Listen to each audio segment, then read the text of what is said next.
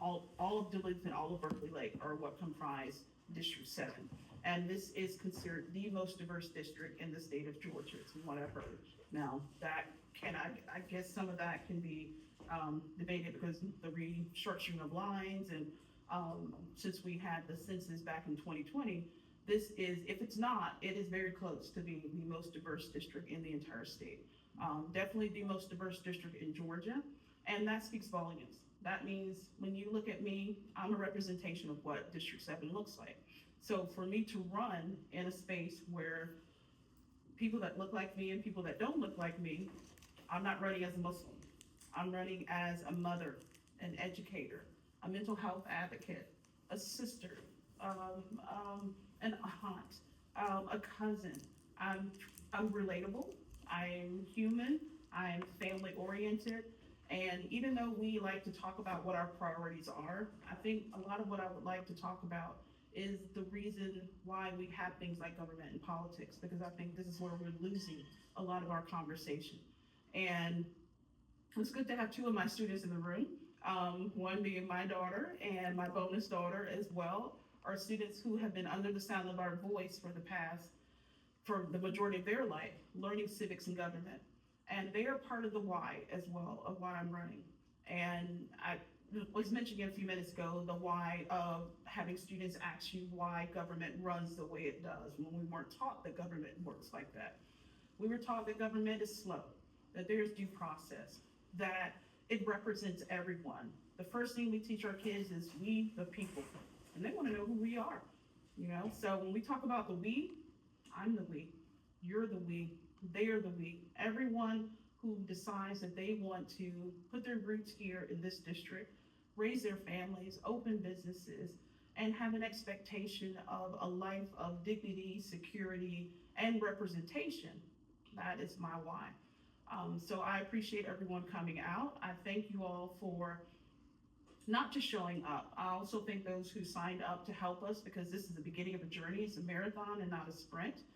This is 93 days of activity. I already feel that I'm behind the gun when it happens to people who declared a little bit earlier. I am a graduate of Emerge Georgia. Emerge Georgia was a program that was created by Vice President Kamala Harris. It was created during a time where we were seeing our democracy take a downward spiral. We were seeing that the Constitution was being weaponized against the citizens. We were seeing that things that we were expecting our government to do for us, with us, and include us in, now we're not included. DEI is a dirty word.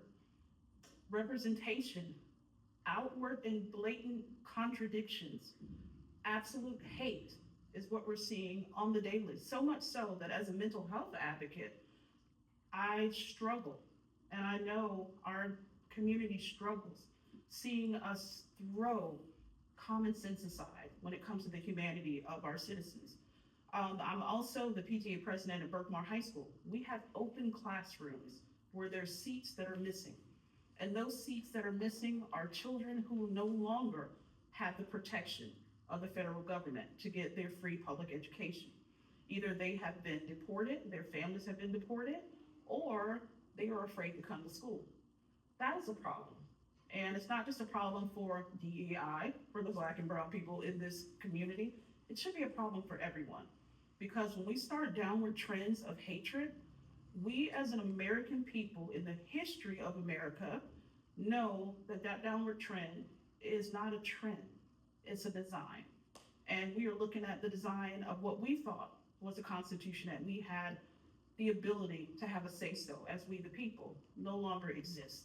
So my why to run is to protect the rights that my grandparents fought for, my great-grandparents fought for, the ability to vote, the ability to have a representation of who you are in your community, the ability to not be afraid, and the ability to raise your family with dignity and all the rights that were afforded to people before this administration came into fruition.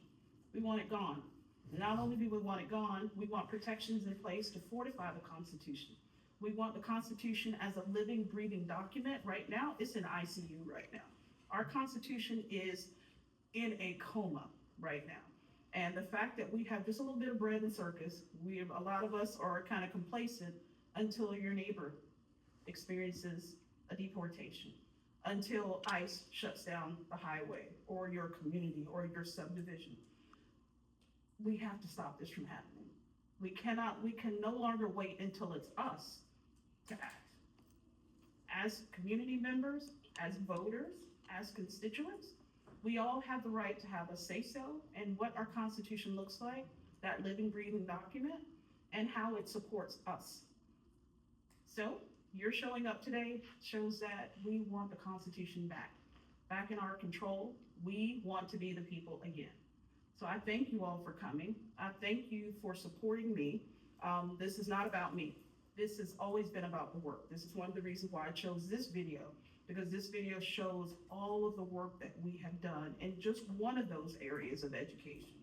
Education is one of the tools that every human uses to safeguard themselves from a lot of things, from poverty, from disenfranchisement, and from rule of unlawful government.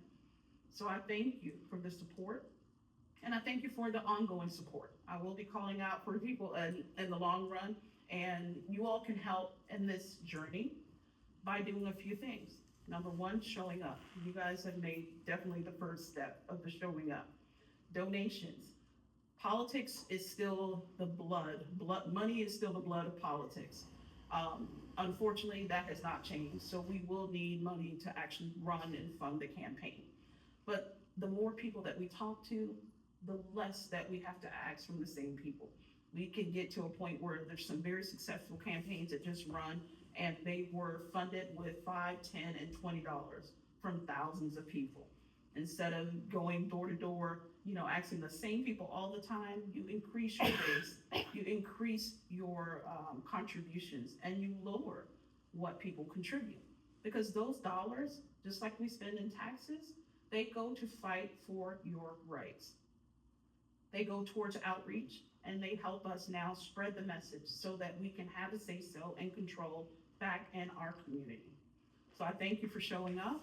You will hear from me a lot. If you can, please share our information, our messages on social media. Please share, take some of the flyers and pass them out. People don't have to live in the district to support the campaign. Your voice, because who wouldn't want to talk about safeguarding children?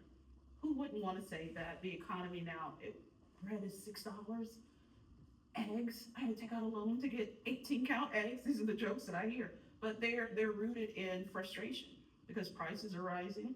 We're not getting resources in our community. I was recently in a town hall meeting, I won't call names of legislators or elected officials, and some questions were asked about how we can look at certain priorities in our district. And we asked, it wasn't this district that the legislators were in that town hall, it was District 108, 109, going back towards Lilburn. And some of the elected officials were asked questions. Number one, what can we do locally about mental health?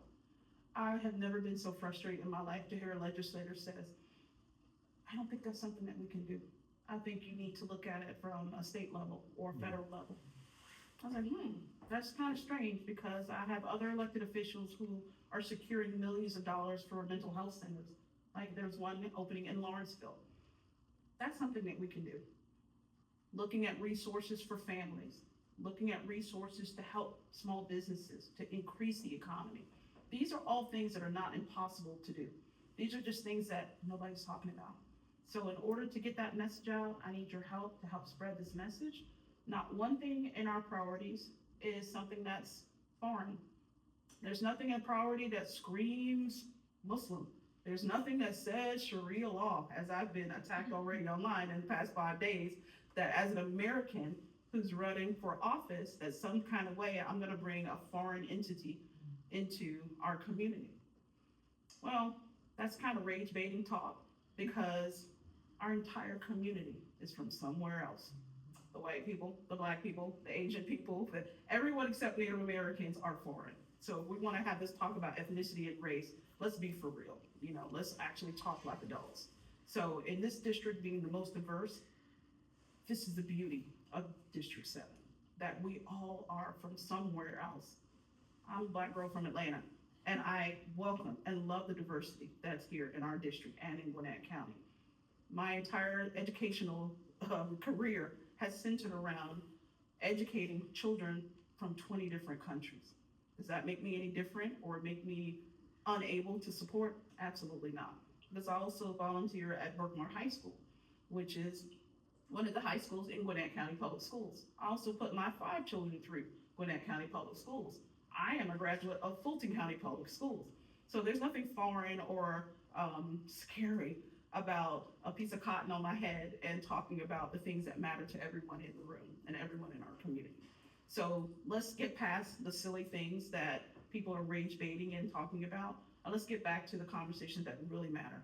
I can represent you as I am, and as I have represented my family, my community, and I want your help as well to help us get this mission and this message out. So I want to thank everyone for coming.